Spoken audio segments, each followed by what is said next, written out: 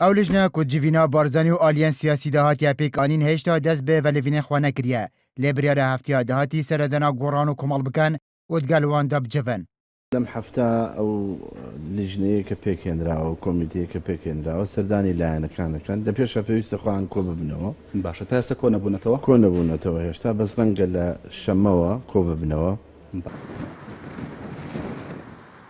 تفگارا گوران کو ایک بوج آلین سرکیین بجداریا جیوینه نکری دبیجتن جیوین لجامع گریکنینا و هیا نهاجی لسروی که رجده و سروک پارلمانی وزیر دوید وگرنه کارن خواه و هشتا جی بریارا ویکی ندایه گل شاندی دب جیوید یان جینه. وی پەیوەندە بەوەی ئەو وەفدە هاتوون بۆ لامانیان دێن ئێمە تا ئێستا بە فەرمی ئاگادار نەکراوینەتەوە هەر کاتێک ئەو وەفدە ئاگاداریان کردین و کە دێن بۆ لای ئێمە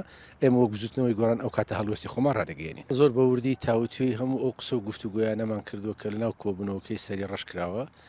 لەگەڵ ئەو پێشنیار و ڕاستپاردانەی بە فەرمی ڕاگەیانراوە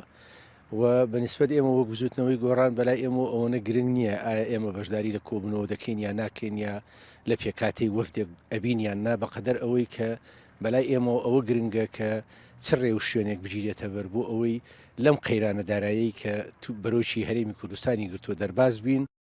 کۆمەڵا ئیسلامیا کوردستانê ku beriya nihat gel yêketiya nîşmaniya Kurdistanê û yek girtiya îslamî û tevgara goran li ser pirsa serokatî herêmê hev helwîz bûn û proje hebûn take hêz bû ku goran bi tinê nekir. Wê jî biryar da bejdariya civîna barzanî û aliyên siyasî neketin. Lê niha çavera wî şandî diket ku hatiye pêkanîn û dixwaze axiftina dilê Komal bê şandî bêjîtin. کاتی سەردانیکردنیش ئێمە سەردانی هەر هەم ئەم کۆمیتەی کە دروست بووەوە ئەوانەیمە چاوەڕوانەکەین و قسەی خۆمان لە کۆبوونەوەکان لەگەڵ ئەوانەکەین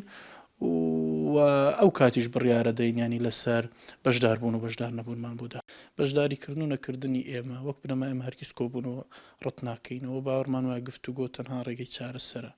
بەڵام ئێمە سەیری کۆبوونەوەکان و سەیری دەرەنجامەکانیەکەین ئەو کاتی ئێمە پێمان وابێ کۆبوونەوەیەک ئەتوانێت لە ئاستی خواستی جەماوەەر بێ و باڕاستی بەژۆندەکانی خەڵک هەنگاو بنێ بەشدارە بین و هەر کاتێک کۆبوونەوەیەک بزانین یعنی لە ئاستی خواستی خەڵکو و بە ئاراستەی تحقیقی بەژۆندەکانی میلەت نییە هەنگاو ئەنەی لەوەی کە بۆ یان ئێمە لای ئێمە ینی مەبدەئی بەشدار بوون و بەشدار نەبوون لەسەر ئەوەیە. بارزانی کل نازده آب نرینه جوده لسر پوستوی درست بوینه ده جویناویداد گل آلیان ده به هفوشی راگهاندنک بلاوه کرنو و راگهاند باسه کنا روشا سیاسی هرمه دوید پرلمان و حکومت بهنه کارا کرن او لجنجی که هاتیا پیک آنین دوید ده ما هفته که ده کارن خواه دایی بکتنو انجام جی بخه همبری جوینا دهات یا بارزانی و آلیان سیاسی هیا ناجی دروش درباز بوینه هشتا لجنه سردانا گوران و کمال نکریه هیا کو بجوینا دوام بارزانی آلین سیاسی بهنه داخست کرن.